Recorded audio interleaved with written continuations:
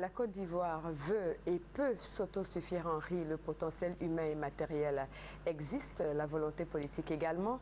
2 projets sont donc en route. Objectif, apporter un appui à la production et à la commercialisation du riz.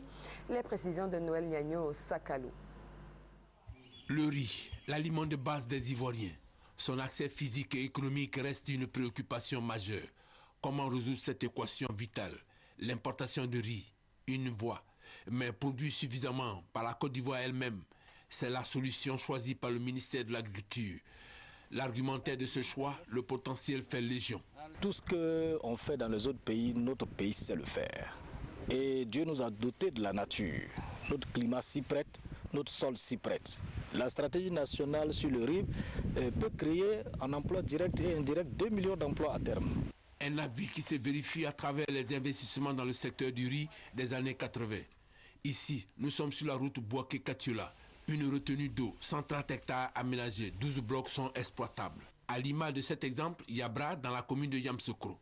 En plus des investissements, l'expertise humaine est aussi éloquente. La recherche a fait la création en combinant les variétés traditionnelles qui sont bonnes, qui ont des bonnes qualités, qu'on aime, qui sentent bon, qui ont un bon goût, mais qui ont un potentiel faible, avec les variétés des autres pays qui ne sont pas peut-être la même qualité gustative, mais qui ont un potentiel.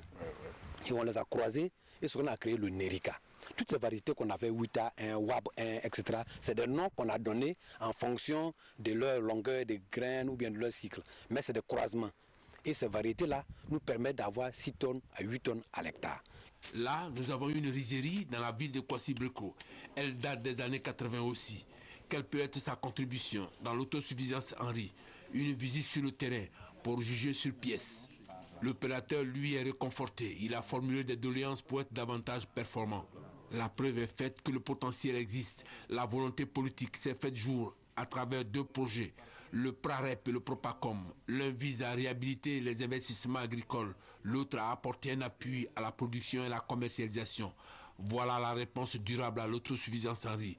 Une seule exigence, le suivi, l'évaluation pour corriger et avancer. L'indépendance en riz est à ce prix.